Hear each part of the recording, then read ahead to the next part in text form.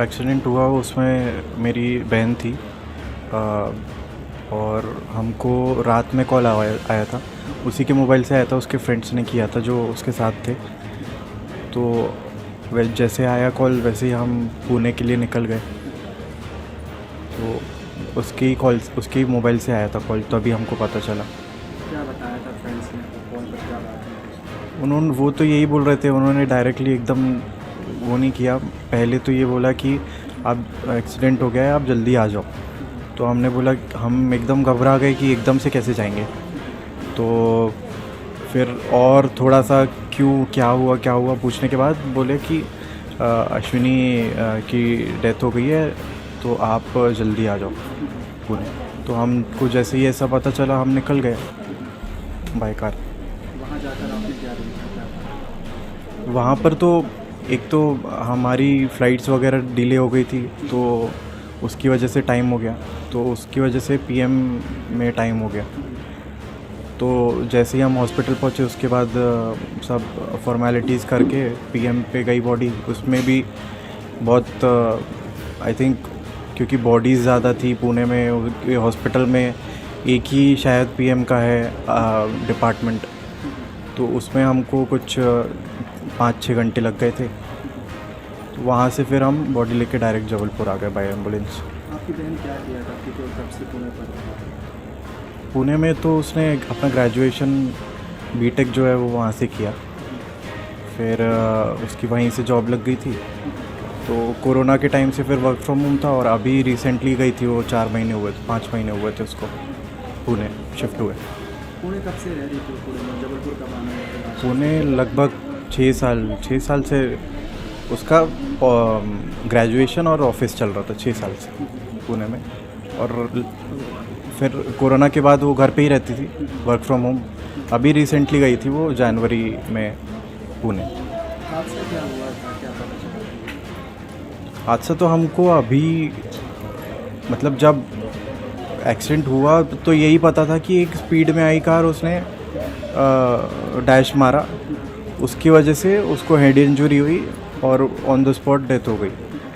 मगर फिर उसके बाद पता चला कि वो बहुत ज़्यादा स्पीड में कार चला रहा था, और वो पोर्शे कार थी, जो सुपर कार है। तो सुपर कार आप एक बिजी रोड में कैसे चला सकते हैं 200 की स्पीड में, और वो भी बिना नंबर प्लेट की। ऊपर से आप ड्रिंक एंड ड्राइव कर रहे हैं, ऊपर से आप माइनर भी हैं। तो ये सब हमको पता चला फिर उसके बाद। कोर्ट का रिएक्शन दिया है तो बड़ी करनी भरी तो नहीं करना चाहिए, आपको सब पता होने के बाद आप कर रहे हो, तो उसमें इनोसेंस की कोई पॉसिबिलिटी नहीं है। 0% इनोसेंस है उसमें। उसको सब पता होने के बाद उसने किया है, तो वही। लास्ट टाइम आपकी बहन से कब बात हुई थी और क्या बात हुई थी, क्या बताया था?